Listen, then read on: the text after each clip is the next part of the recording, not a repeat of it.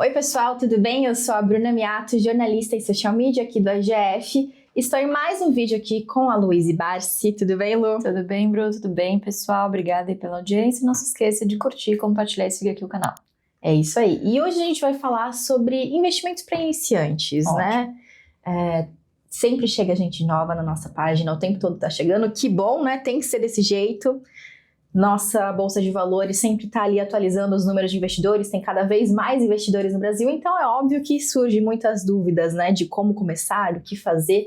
E a gente pegou duas principais questões que chegaram no nosso Instagram nos últimos tempos para falar aqui sobre dicas para investidores iniciantes. E aí você pode trazer as suas dicas também de mestre aí, né, Lu? Pra gente falar com esse pessoal. A pergunta que a gente vai começar aqui chegou muitas vezes, que é quantas ações ter na carteira? A pessoa tá ali começando, vê, né, um monte de recomendação, um monte de lugar, é uma chuva de informações e pode ter essa dúvida, né? Eu começo com uma e colocando bastante dinheiro nessa, ou eu vou dividindo um pouquinho em cada? Como é que você avalia essa questão? Legal, vamos lá, pessoal. É claro que a gente preza muito pela diversificação, a diversificação é muito importante. Mas o que a gente vê muito por aí é a banalização desse termo, né, diversificação.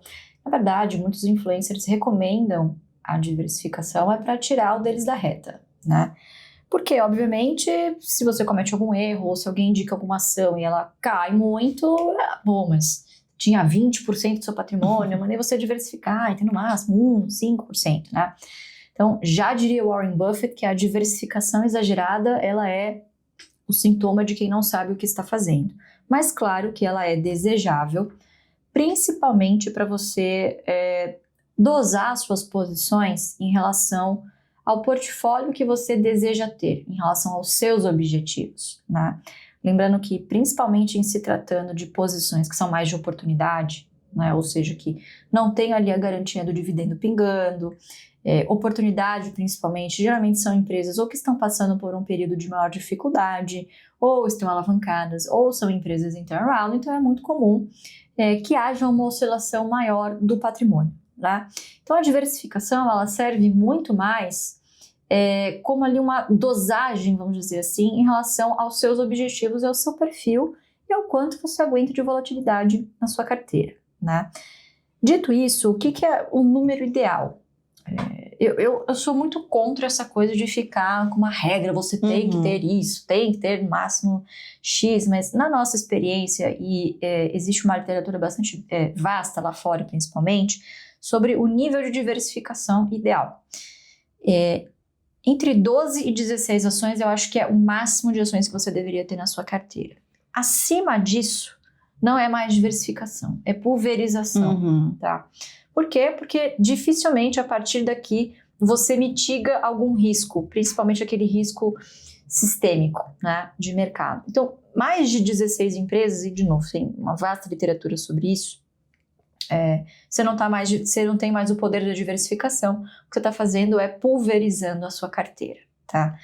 Não necessariamente você que está chegando agora, por mais que seja desejável ter até entre 12 ou 16 no máximo, não necessariamente você precisa começar com 12 a 16 logo de cara. Tá difícil, né, de começar com tudo isso. Primeiro porque, muito provavelmente, você que está começando não vai ter uma certa segurança como quem já está há algum tempo, então você vai começar com um pouquinho, que é inclusive o que a gente recomenda que você faça um pouquinho todos os meses. Então, para você que está nesse cenário, está começando agora, está começando a desvendar o mundo da Bolsa de Valores agora, o que eu faria se eu estivesse começando hoje, tá? Para mim, o Pares começou com uma única ação. Lembrando que essa ação distribuía dividendos, esse dividendo era a minha mesada, e aí parte dessa mesada eu reinvestia, né? E comprava mais ações na época da Ultrapar. Então eu acho que para quem está começando, eu começaria entre 3 e 6 ações no máximo. Por quê? É uma forma de você colocar o pezinho na água primeiro, né? Não mergulhar de cabeça. Você vai entendendo ali qual que é o seu apetite ali a risco, o quanto você aguenta de volatilidade na sua carteira. E eu fortemente recomendaria que vocês fizessem isso pelos primeiros 5 anos, única e exclusivamente em empresas da carteira previdenciária, tá? que é uma carteira previdenciária? São empresas que geralmente pertencem a setores perenes, que têm uma certa previsibilidade de fluxo de caixa, são negócios mais resilientes em períodos de crise, né? São negócios cuja receita geralmente são corrigidas por IPCA, né? Tem a correção inflacionária ao longo do tempo. Portanto, são ativos que não só são mais defensivos em relação ao próprio índice, mas também são ativos cuja tendência de distribuição de proventos perene e constante seja muito comum no longo prazo. Tá? Então, isso ajuda muito para quem está começando a criar o hábito de todos os meses ir aportando, tá certo? Vai caindo dividendo, por mais que no começo seja pouquinho, vai agregando, vai comprando, todos os meses você ir comprando alguma coisinha, até isso se tornar um hábito na sua vida, tão comum quanto você acordar e escovar os dentes, tá? Essa é a verdade. Dessas 3 a 6 ações, para quem é bem iniciante mesmo, vocês sabem aqui, vocês conhecem que a nossa marca registrada, inclusive, que é o BEST. Sim. Bancos, energia, seguros, saneamento e telecom. Eu diria que esses dois, para quem está chegando agora, não é que sejam más empresas ou que estejam em maus momentos. Né? Minha opinião é de que, apesar de alguma delas estarem abaixo de preço-teto, na minha opinião, não são setores para o momento. Saneamento e telecomunicações. Saneamento e telecom, tá? Eu acho que são 2 setores que ficaram caros aí ao longo do tempo. Tiveram algumas mudanças regulatórias nesses 2 setores que destravaram bastante valor. Então, a gente teve o 5G nas telecomunicações, a gente teve também o novo marco de saneamento, né, que foi um marco regulatório que também destravou bastante valor em ambas essas empresas. Então, comparando as outras, que você tem muito mais opções de investimentos em empresas abertas na Bolsa, eu começaria pelo BES, que é o básico do feijão com arroz que vocês deveriam ter na carteira de vocês. Então, banco, energia e seguro, tá? Seguro a gente tem pouquíssimas, infelizmente, opções na bolsa. A gente tem basicamente Caixa, Porto Seguro e BB Seguridade. Né? São 4 empresas de seguro e resseguro. Eu diria que Caixa e BB Seguridade estão em bons momentos, né? Depois você baixa o app direitinho, lá tem o preço teto. E tem também as nossas teses de investimento lá da nossa casa de análise para você ver se realmente faz sentido na sua carteira. Energia, você tem uma... Enfim, acho que é o setor que tem mais empresas listadas talvez do BEST. Você tem empresas puramente de geração, puramente de transmissão e empresas que agregam todos esses segmentos, né? Então, geração, transmissão, distribuição e comercialização. Então, tem diversas opções aqui. E bancos também, você tem bancos comerciais, bancos de investimento, você tem, enfim, também tem uma infinidade de empresas listadas, bancos maiores, tem bancos médios, bancos menores. Então, eu acho que com esses 3 setores, você consegue, entre 3 e 6 ações, um bom nível de diversificação. Né, 3 ações, você escolhe um de cada um. Se for aí até 6 ações, você escolhe 1 ou 2 de seguro e divide aqui entre outras 2, que é banco e energia. Né? São setores que são mais fáceis da gente compreender, porque tem muito a ver com o nosso dia a dia, né? E claro, quanto mais você for se aprofundando, lembrando que de 3 a 6 ações são negócios. Não é simplesmente um tickerzinho, um negocinho que apita lá e você compra. Você está se tornando sócio desses negócios, ou sócia desses negócios. Então, por que começar com poucas ações no início? Para você se inteirar melhor do negócio, ter tempo de estudar essas ações com profundidade, ir ganhando confiança para ir ao longo do tempo, ou quando esses negócios estiverem todos acima do preço-teto, ou muito próximo desse preço-teto, que é a nossa margem de segurança, aí você olha ao seu redor e vê se tem alguma outra coisa mais interessante, e assim vai acontecendo a sua diversificação. Faça aos pouquinhos, tá? Já não chega pulverizando de uma vez, que eu tenho certeza que vai te desestimular. Você não vê nem o crescimento dos dividendos, e aí se 1 ou 2 ações da sua carteira porra para cima, você também não vê esse resultado na sua carteira, tá? Então é muito comum que no início, assim, as posições sejam mais concentradas, sempre lembrando, pessoal, que isso aqui é um projeto de longuíssimo prazo. Então, não se assustar com as oscilações do dia a dia. É comum que, obviamente, se você tem posições um pouquinho mais concentradas, que a sua carteira vá oscilar um pouquinho mais, tá bom? Então, essa é assim que a gente trabalha, é isso que a gente acredita, né? É isso que a gente bate no peito e recomenda, principalmente para quem está começando. Comece aos poucos, tá? Com poucas ações na carteira, e aí, conforme for ganhando confiança e conhecimento, você vai comprando e diversificando e criando aí uma carteira que tem a ver com seus objetivos e também com seu perfil.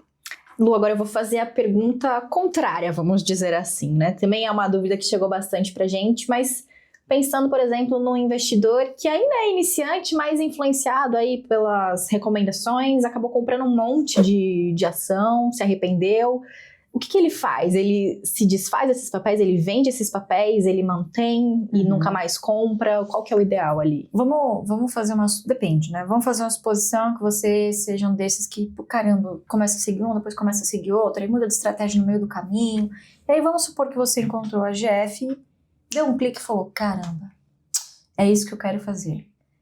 Nessas condições, a minha recomendação para você seria, olhe, claro, se tem que pagar imposto ou não, se é acima de 20 mil ou não, veja as questões fiscais, mas venda. Se você acha que você cometeu um erro em relação à estratégia, venda. Arranca o band-aid e começa a fazer certo, tá? Agora a gente tem outras hipóteses, por exemplo, você começou uma carteira de oportunidade e o negócio não andou na velocidade que você imaginava, aí você tem que reavaliar. Primeiro, se essas são empresas que valem a pena você continuar aportando, ou se não, você já montou a sua posição e agora é só esperar. Lembrando que quando você está na bolsa, gente, o mais difícil não é comprar e não é vender, é esperar, tá? É o mais difícil. Então, veja, né, em que tipo de estratégia essas ações correspondem, se vale a pena você reduzir ou até aumentar a sua posição se o preço está caindo, vamos dizer assim. E a terceira possibilidade, geralmente quando envolve principalmente iniciantes, né, que querem vender um papel, troca, o Zé Troquinha, o famoso mão de alface. Subiu 5% e ele já fica desesperado, assim, Bruna. Vou dar uma que está aparecendo bastante. Vale a pena eu trocar, vender Copasa e comprar Banco do Brasil? Pessoal, depende. Né? O Zé Troquinha geralmente é aquele que não pode ver subindo 5%, 10% e já desesperado para fazer qualquer movimento de venda. Né? A venda, a troca de um ativo pelo outro, ela ocorre principalmente quando você está com um caixa mais escasso, vamos dizer assim, ou não está próximo de pagar o dividendo, ou você quer montar uma posição rápido, ou, na minha opinião, isso deve ocorrer em forma de exceção.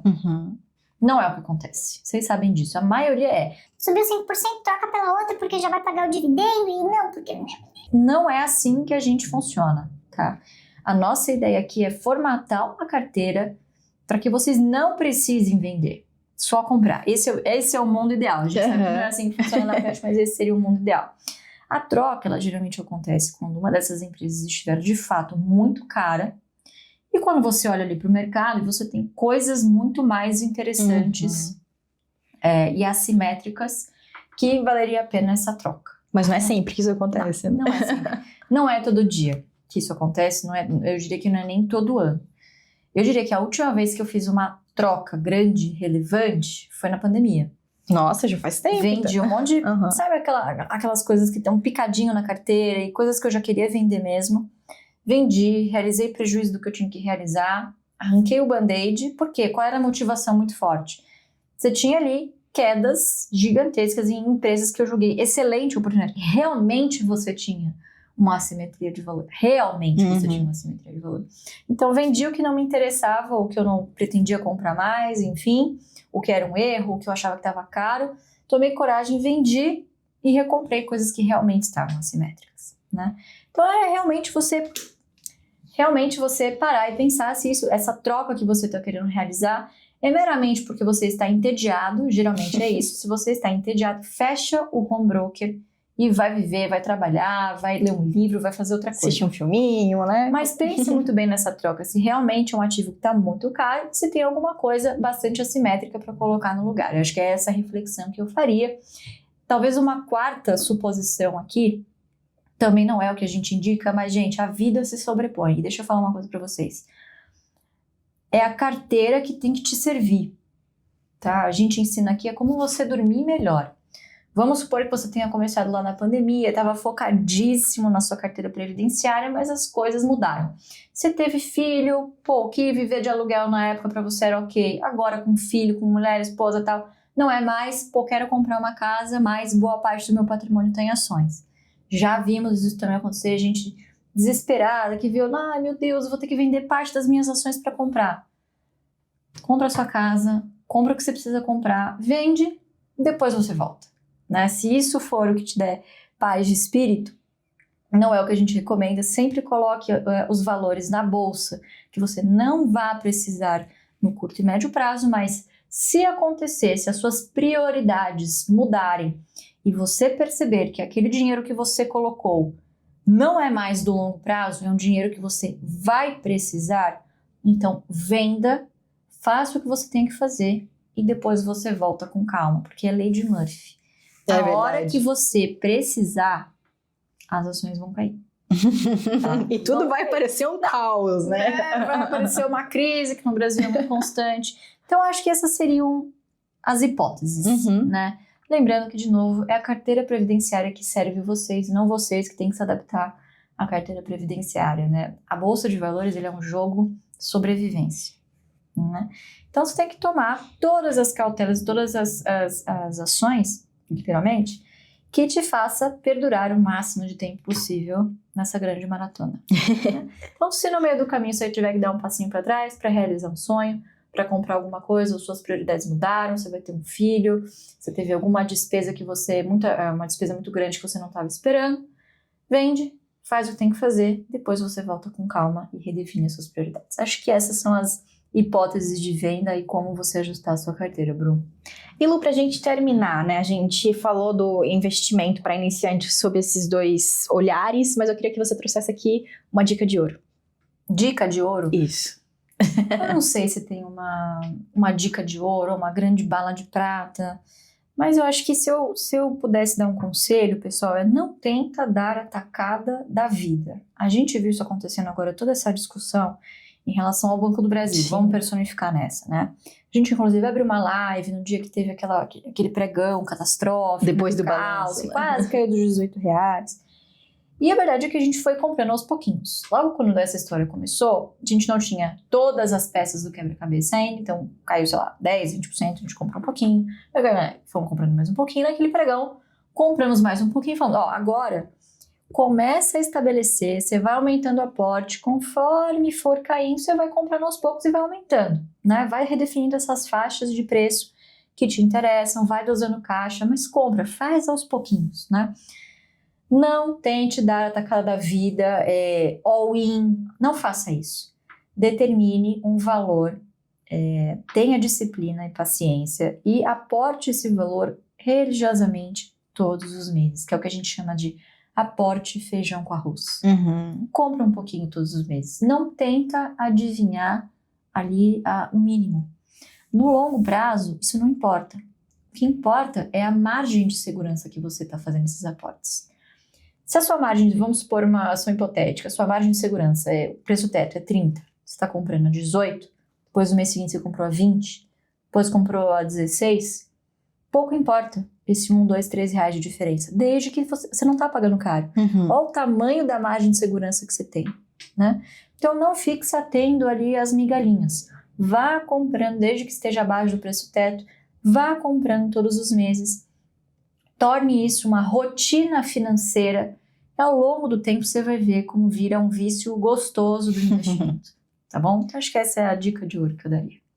E para você que é um investidor iniciante ou que quer aprender mais sobre investimentos, principalmente mercado de ações, baixe o nosso app, tá aqui na descrição do vídeo. Lá é um ecossistema que tem de tudo para você aprender, aprender com vontade, né? Ter bastante conhecimento. A gente tem uma área novinha de notícias que está ali sempre atualizando sobre as principais empresas da Bolsa, principalmente as empresas dos setores best, que a gente falou aqui. Tem a área de recomendação de carteira, tem uma aba de comunidade onde dá para trocar ideia com os investidores, dá para ver o que o pessoal está fazendo, tem as análises do nosso analista Pedro Gaudi. Enfim, é um ecossistema completo, cheio de informações que vai te ajudar na sua tomada de decisões, né, Lu? É isso aí, gente. Venha fazer parte aqui da família GF, o link tá na descrição aqui do vídeo, né, Bru? É isso aí. E além de baixar o app aqui pelo link da descrição, não esqueça de deixar suas dúvidas aqui nos comentários ou lá na nossa caixinha de perguntas do Instagram. Deixe a sua curtida, como a Lu disse no começo, é bom lembrar, né? Compartilhe com seus amigos, com seus parentes, leve educação financeira para outras pessoas também. E, enfim, fique aqui no nosso canal que tem sempre novidades para vocês. Muito obrigada, Lu, e até a próxima. Obrigada, até a próxima.